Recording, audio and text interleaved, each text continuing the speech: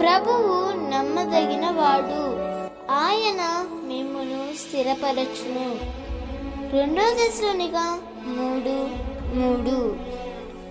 ఆత్మీయ జీవితంలో స్థిరపడలేకపోతున్నానే అని బాధపడుతున్నావా?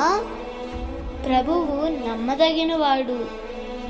ఆనాడు సౌలు చేత తరమబడిన దావీదును దేవుడు